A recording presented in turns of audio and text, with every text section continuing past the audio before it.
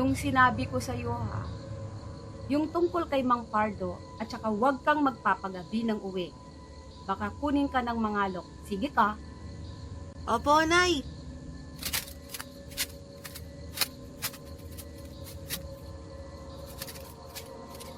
Oh, ang tagal mo ata. Daming babala si nanay eh. Wag daw papagabi dahil baka kunin daw ng mga alok. At saka, wag daw lumapit sa bahay ni Mang Pardo. Naniniwala ba kayo dun sa mga alok? At saka, ano bang meron kay Mang Pardo? Hindi, sabi-sabi lang na matatanda yan. Pero si Mang Pardo, baliw daw. Kasi nakakita daw ng mga multo. Ikaw rin eh, naniniwala ka? Hindi ko alam. Pero wala namang masama kung susundin natin, hindi ba? Totoo ang mangalok.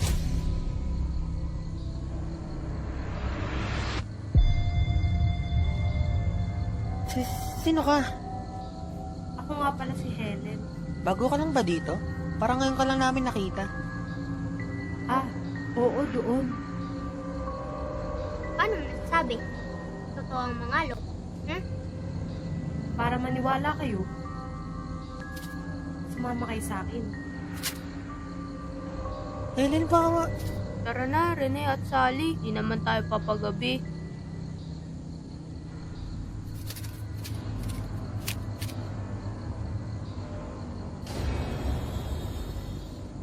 Bakit tayo nandito? Helen, wag mong sabihin na si Mang Pardo ang tinutukoy mo kanina.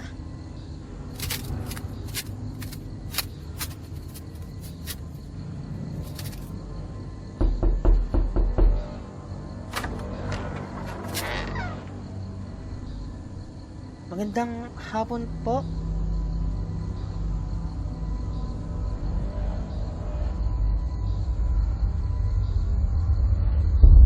Anong ginagawa niyo dito? Alis!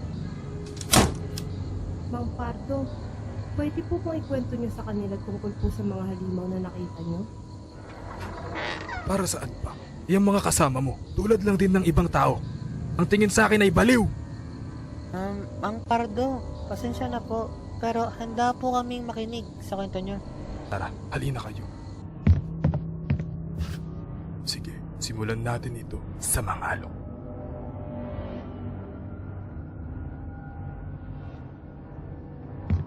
Alejandro, dito ka pa pala. Opo, Father. Father, totoo po ba na ganyan po itsura ng mangalok? Malamukhang anghel po ang muka. Yun ang sabi nila. Pero mag-iingat ka, Alejandro, dahil bata ang pinupuntirya ng mga alok, lalo na pag mag-isa sila sa gabi. Ganon po ba, Father? Sige po, bali mauuna na po pala ako. Halos magagabi na po. Ingat po kayo, Father. O sige, mabuti pa nga at malayo-layo rin ang bahay niyo para di ka na rin abutan ng dilim. Mag-iingat ka rin, Alejandro. Naabutan na ako ng dilim. May takot na akong nararamdaman dahil pakiramdam ko may sumusunod na sa akin.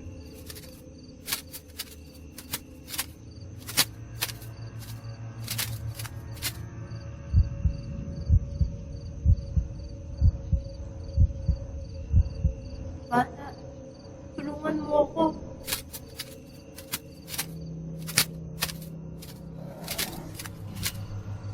May mga sinasabi siya sa akin. Pero, hindi ko masyado matandaan. Para bang hindi ko alam ang ano ang ginagawa ko.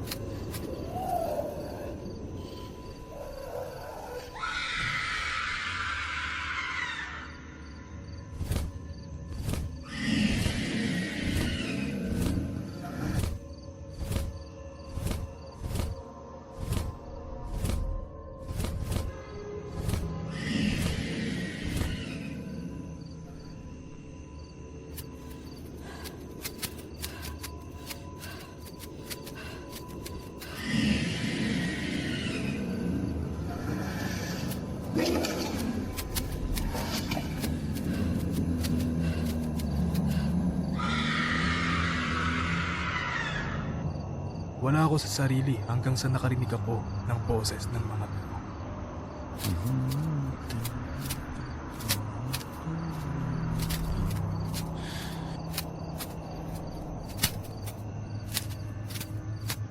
Bata, anong ginagawa mo dito?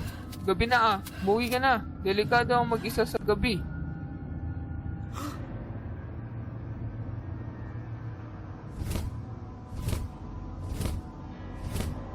Sunod naman ay ang Batibat.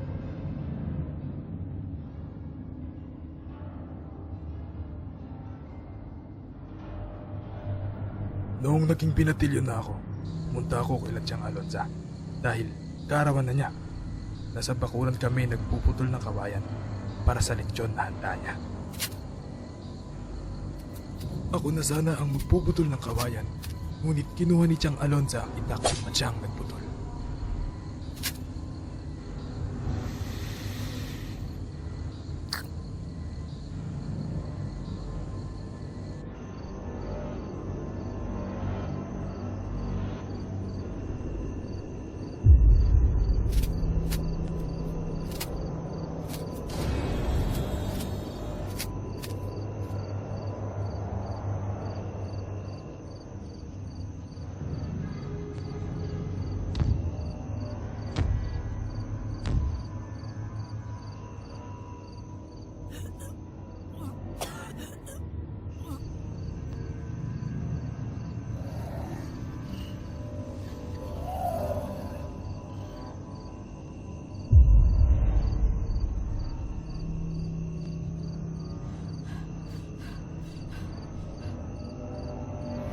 At iyon ang nangyari kung paano ko unang nakita ang Batibat na kung tawagin nila ngayon ay bangungot.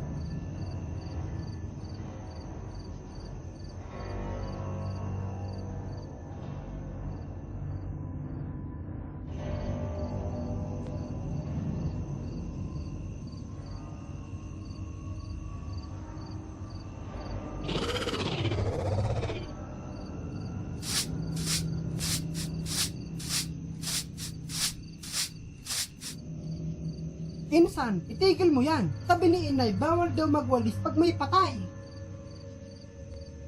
Pwede ba, Chong, itigil mo yung paniniwala mo sa sabi-sabi na yan Hindi totoo yan. At saka yung sinasabi mong may higanting babae na nakapatong kaya namatay si Tiyang Alonza. Tigilan mo nga yung kahibangan mo. Baliw!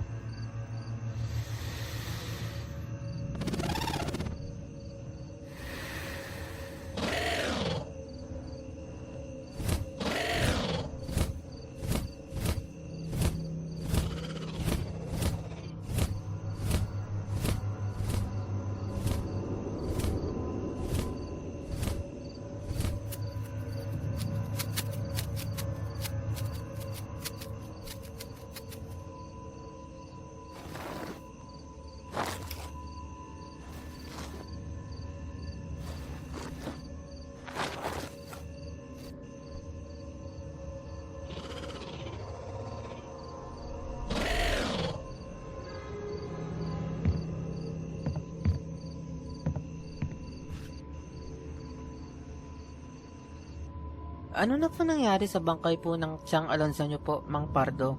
Bakit po yung ginagawa ng balbal? Pagkain nila. Nilapitan ko ang kabaong ni Tiyang Alonza. Parang siyang siya. Kung hindi mo tititigan ng mabuti, parang normal lang na bangkay. Pero hindi. Base ito sa nakita ko, para siyang gawa sa puno ng saging. Grabe po pala, no? Dapat di ka basta-basta magpuputol ng puno kasi may bantay katulad po ng Batibat. Bawal din magawalis kasi ninanakaw ng balbal ang bangkay. At dapat, hindi rin pwede magpagabi ng uwi, kukuhanin ka ng mangalok. Bali, totoo po pala ang sinasabi ni nanay tungkol sa mangalok. Sige na mga bata. Umuwi na kayo. Malapit na din ang dilim. Paalam po, Mang Pardo.